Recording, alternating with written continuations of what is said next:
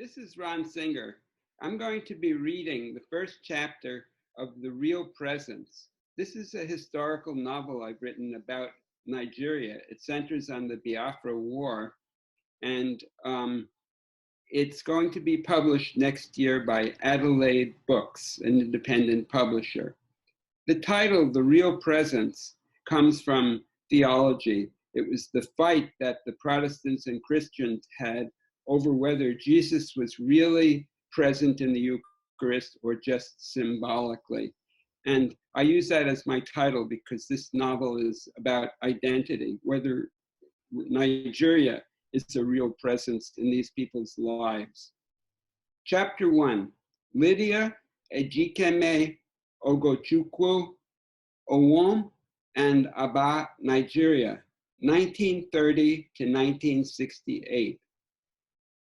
As you will see, I cannot write about my adult self without at least glancing backward to the child I once was.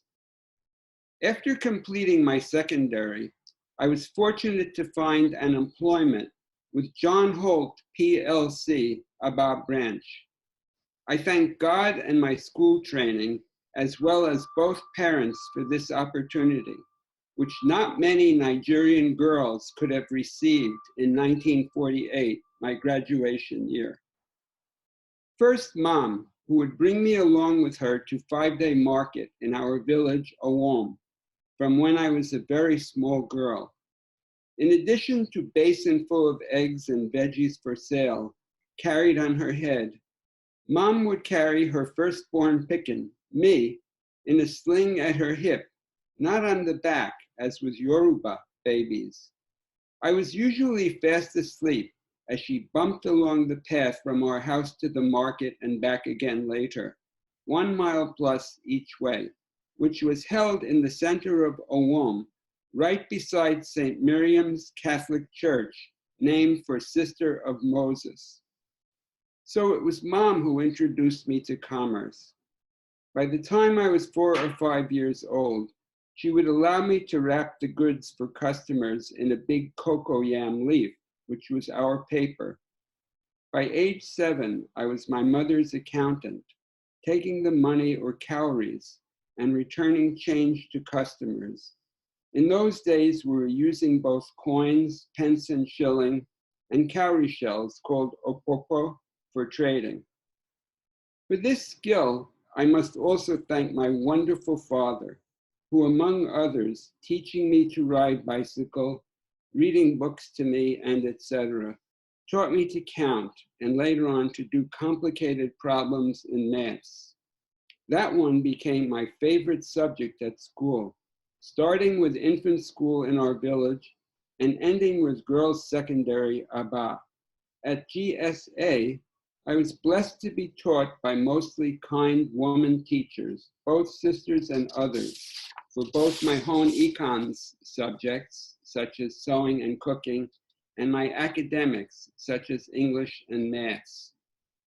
For all these skills, however, the real thanks are due to God, for it was He and His Son who made the people in my life so kind, helpful, and patient to me.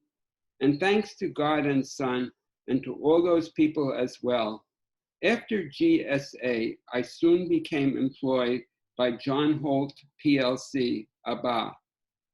This, my first position, proved to be a lasting blessing.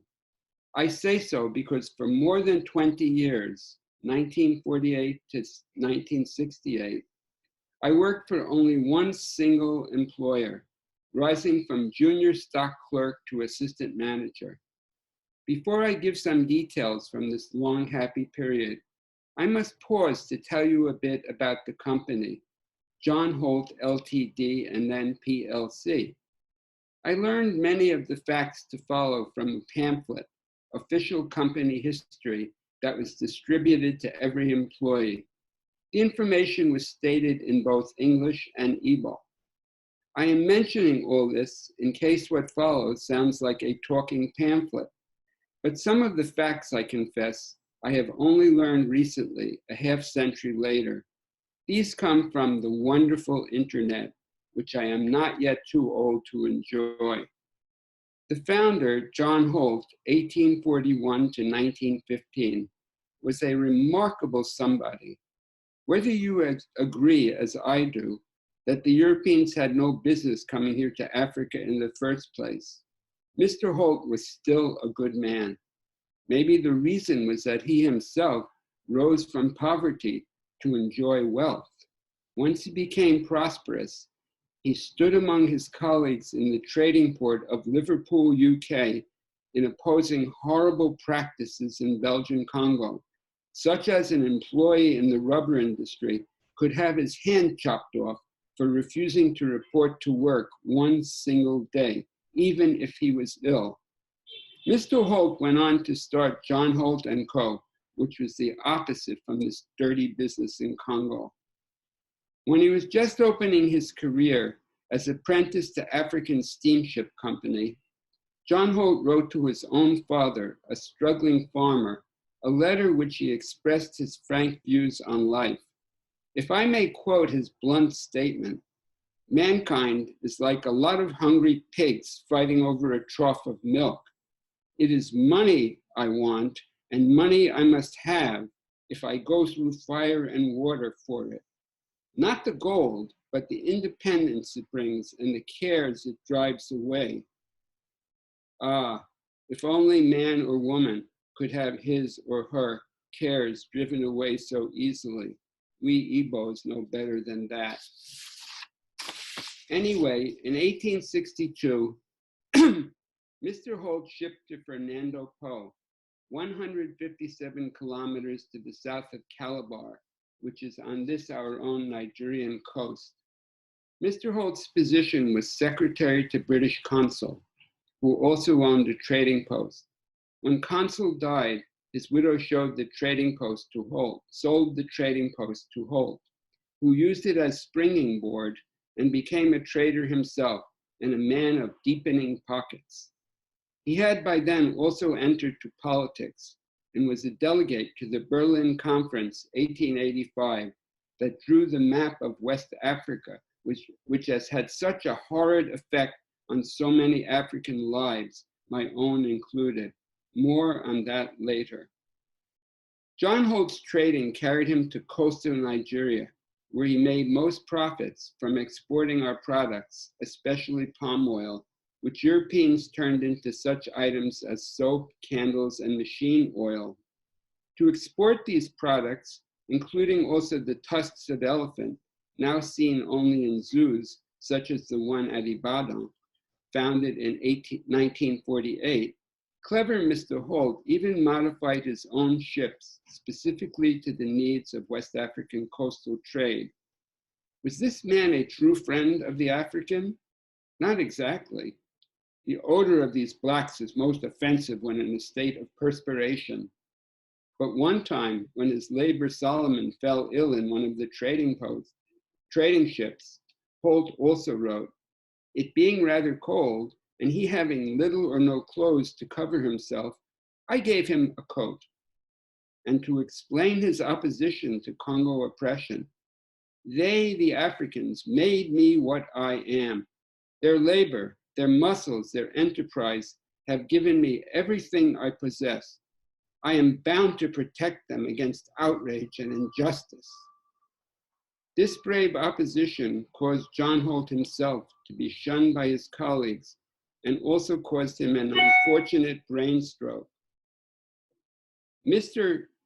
Holt's sinking health pushed him to retire to a farm back in England, which I think was not very far to the one where he had been born. There he died at age 74, RIP.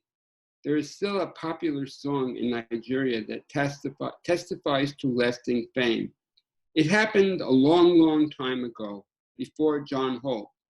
In one obituary notice, Mr. E.D. Morel, a major Congo reformer, called Mr. Holt this merchant whose vision was not bounded by a palm oil cask. Amen.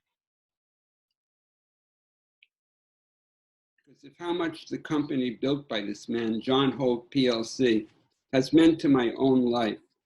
For the 20 years since my graduation from secondary school, 1948, Until Nigeria was drowning in the violence of war, 1968, Mr. Holt was, so to speak, my second father. Even when all was lost, the misfortunes of myself and of this large company were linked hand in hand. The manager of John Holt PLC for this whole period was an Englishman named Peter Macon, who was similar in ways to Mr. Holt. That is to say, Mr. Macon could not have been a better boss. First, to describe his appearance, this was a short, thin carrot top, very pale even for a white man, with large, square yellow teeth and no beard or even mustache. Without a family of his own, at least none we knew of, Peter, as we all called him, trained me up to each new position, 7 in all, in the course of these decades, always doing so with kind patience and complete fairness. And then when our national catastrophe struck, instead of fleeing Aba like rat from sinking ship, before he was finally forced to flee, Peter did his very best to secure the welfare of each and every one of us, his employees. I bless the man for that. Once in 1951 or 52, as I remember, there was a big palaver over weekly receipts in textiles, where I was by then assistant sales manager, meaning that I was involved in the sale of the new Japanese cloths to market women in Aba and surrounding villages such as my own Awam. Instead of accusing me or any of my co-workers for theft, Peter honored me by assigning me the task of looking over the weekly ledger a second time to try to explain the shortfall. It turned out that our controller, Miss Evans, had made an error, adding an ought to that week's total receipts. When the error was revealed, we all watched closely to observe the response of Peter. You see, here was an error made by a white lady in senior management for which we African employees had feared to receive the blame. When the office had closed for the day, Peter asked us all, including Miss Evans and the 2 other whites, to stay behind for a few moments. Gathering us in his office, he cleared his throat and said, if I remember his words correctly, with a gentle smile he always seemed to wear, we have, or I should say, our Lydia Ogochukwu, which he pronounced almost correctly, has discovered the source of the problem. I'm pleased to tell you that no theft was involved. Instead, an error in recording the week's receipts caused the apparent discrepancy. Although our controller, Miss Evans, was the one responsible for this error, I think you will all agree that as a rule, Miss Evans does an excellent job. That said, I think you will also agree that we should forgive her for this small mistake, which anyone could have made. That said, I'm very glad to say that the incident may be considered closed. Peter often used the phrase, that said. I used to wonder why. Miss Evans, who I believe originated from Wales, was a short, slender woman with medium-length, silky, very fair hair and pink and white skin, which now turned a bright red at Peter's compliment. We other employees were too polite to laugh at this color transformation. Peter continued, I hope you will also agree that my decision will benefit all of us. John Holt PLC is run on the basis of trust, and my trust in each and every one of you, my friends and loyal employees, remains unshaken. When I reached home, everyone gathered at the dinner table with sharp appetites, both for our supper and to hear the day's news from town. This particular evening, all 6 of us were present: Dad, Mom, myself, Mary, aged 18, Dorcas, 16, Melody, 13, and the baby, Jeremy, who was now 11 and nearly as tall as I was. As soon as we had put away our first appetite, I recounted the speech of Peter's. As is well known, people who listen to stories from birth, as all of us had done, will develop strong memories. As I described Miss Evans's changing face, I thought my mother would die of laughter.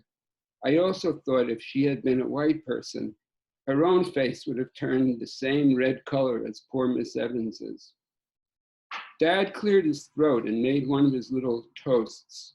I think we will all agree that Lydia is fortunate to have such a kind and understanding employer.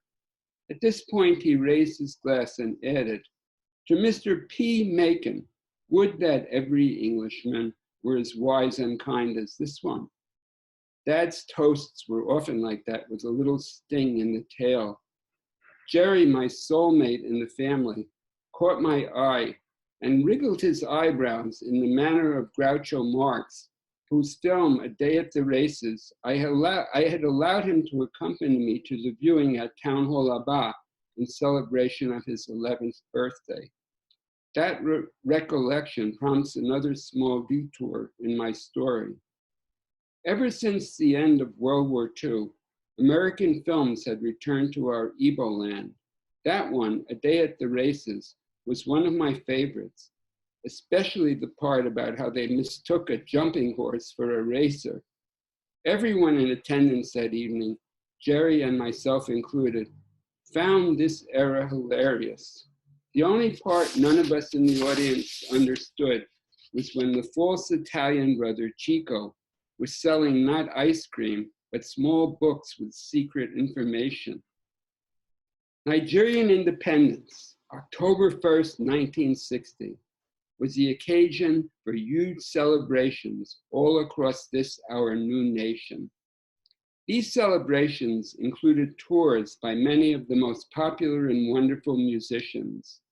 A week after the big day, it was the turn of our own Abba.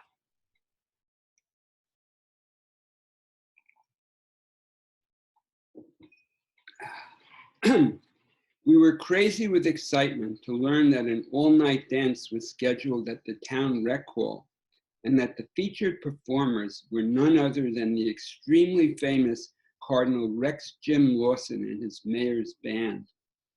I had informed my parents that instead of coming home for the weekend as usual, I would be staying the night of the dance, a Saturday, with Florence, a friend from work whose family lived in Abba, and that several of us would be attending the dance together. This dance turned out to be a major turning point in my life to date. Now that we have entered the age of internet, I can tell you a few facts about Rex Lawson, who 9 years after the concert, 1969, tragically died in a vehicular crash on his way to play his music in the town of Warri. In a way, my worship of Cardinal Jim on that night of 1st October 1960 was fitting, because independence celebrated our hopes as one nation made up from different ethnic groups. Lawson was himself an Ibibio, and this was the same tribe had directed the notorious slave trade from his hometown of Calabar, previously mentioned in connection with the life of John Holt. Many, if not most, of those captured and sold into hellish slavery were from my own group, Igbos. Of course, our own Igbo chieftains were not without guilt in this trade, since they were often acting as middlemen. There is more. On a school excursion to Calabar, when I was 10 years old, we went to meet the ferry in Oron, across the lagoon from our destination. While we were there inside the museum, I saw with my own eyes what I can never forget if I live to be 1,000. Carved masks tightly covered with what looked like human skin. Was this Igbo skin? Who can say? The sign did not indicate.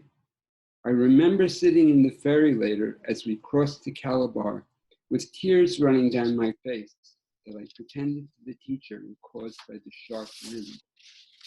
One reason the image from Oron Museum so haunts out my memory is that when the war came to Abba, I saw it repeated again and again. I refer to the many residents who were starving to the point where their faces looked like those same fleshless masks covered with skin. If I could find a dibia, native doctor, to remove these images from my mind's eye before I die, I might return, God forbid, to the juju practices of my ancestors. As stated, October 8, 1960 was an occasion to forego the savagery of the past, to let bygones be bygones. Furthermore, this man, Rex Lawson's haunting music, so sad and beautiful, could make you forget your own self, let alone history or childhood fears. Unlike myself, Cardinal Rex Jim Lawson did not come from a happy family, far from. Every single sibling of his had all died as infants and young children, and Rex's father did not stop to act as a father to his one surviving child. I read that Cardinal Jim actually sued his own father for neglect. I read as well that this bad man only resumed relations with his son after the latter became rich and famous.